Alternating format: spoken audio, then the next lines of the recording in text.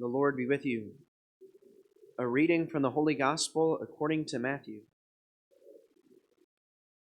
As Jesus was walking by the Sea of Galilee, he saw two brothers, Simon, who is called Peter, and his brother Andrew, casting a net into the sea. They were fishermen.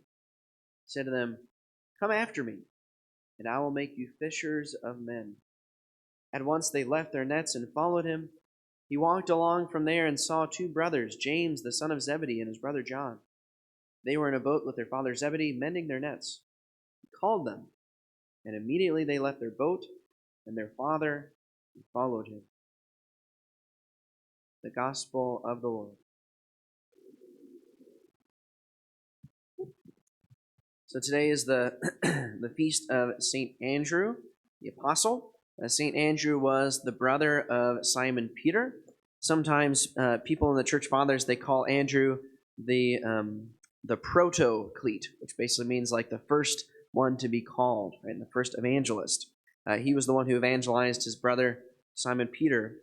We know a few things about Andrew's life. With most of the apostles, right? Most of their exploits were done outside of the scriptures, right? And so we don't really know a whole lot about what happened, but there are certain traditions that have been passed down.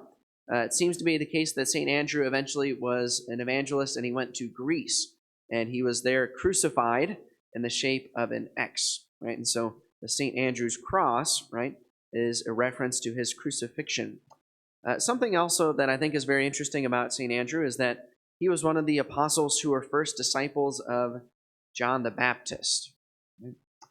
Andrew was one of his disciples, and it was when he was following with John that he first met Jesus, right? John the Baptist looked at Jesus and said, "Behold, the Lamb of God." And Andrew stayed with him, and then he was the first to bring Simon Peter to Jesus. So Andrew is one of the many people in the days of Jesus, right, in the centuries leading up to the coming of the Messiah, who was eagerly waiting for the arrival, eagerly waiting for the Lord. It's a great thing to ponder during this season of Advent. Pope Benedict, in his book, Jesus of Nazareth, he makes a big point to say that the people in the days of Jesus, right, it had been centuries since they had heard any prophets or prophecies. It was a time of exile, a time of waiting, a time of immense patience. And there ended up in the days of Jesus people realizing that the time was about to come. They were following the prophecy of Daniel, who told them that it would be about 490 years from his day to the coming of Jesus. The Dead Sea Scrolls that were discovered in the 1940s, right, are documents from the Qumran community, who were basically a group of celibate Jewish men who were celibates because they believed the coming of the Lord could come at any time. And so they didn't want any distractions to keep them from being spiritually prepared for the Lord. Right? In the days of Jesus, there were a number of people who were waiting eagerly to see the Lord.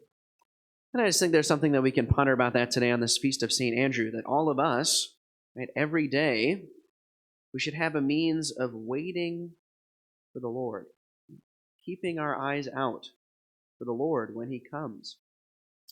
In seminary, I had a spiritual director who used to encourage his directees when you were sitting in class taking notes, right? You would take notes with a black pen, and then when something hit you at a deeper level, right, something that you found spiritually profound, you were all supposed to have a red pen and write down those things in red. And when we would meet for spiritual direction, right, you were supposed to take out your notebook and talk about the things you had written down in red.